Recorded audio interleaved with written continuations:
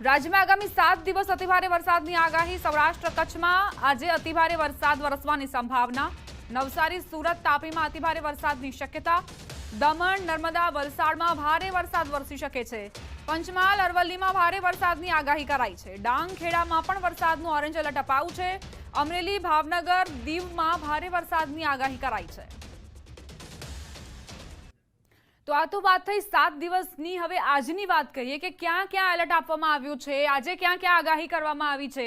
તો આપ જોઈ શકો છો અમરેલી ભાવનગર આ સિવાય અરવલ્લી ખેડા પંચમહાલ દક્ષિણ ગુજરાતના સુરત નવસારી તાપી અને ડાંગ આ એવા જિલ્લાઓ જ્યાં અતિભારે વરસાદની સંભાવનાઓ વ્યક્ત કરવામાં આવી છે હવામાન વિભાગ તરફથી।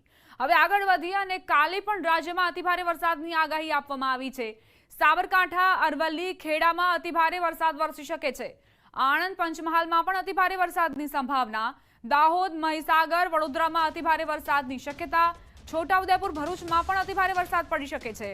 સુરત નવસારી ડાંગમાં અતિભારે વરસાદની સંભાવનાઓ છે।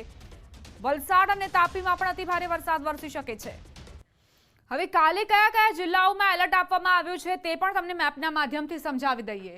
તો ઉત્તરથી લઈને દક્ષિણનો આ પટ્ટો જોઈ રહ્યા છો, આ એવા જિલ્લાઓ છે જ્યાં એલર્ટ આપવામાં આવ્યું છે। સાબરકાંઠા અરવલ્લી મહીસાગર ખેડા દાહોદ પંચમહાલ આણંદ આ સિવાય વડોદરા છોટાઉદેપુર ભરૂચ સુરત નવસારી વલસાડ તાપી અને ડાંગ જ્યાં કાલ માટે આગાહી વ્યક્ત કરવામાં આવી છે। કાલે અહીં ભારેથી અતિભારે વરસાદ વરસવાની પૂરેપૂરી સંભાવનાઓ છે।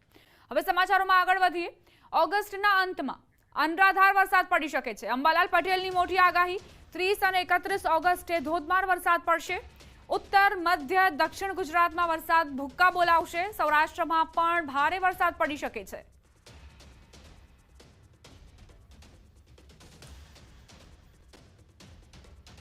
તારીખ 30 ઓગસ્ટ 31 ઓગસ્ટમાં ઘણા ભાગોમાં ભારે વરસાદ થવાની શક્યતા રહેશે।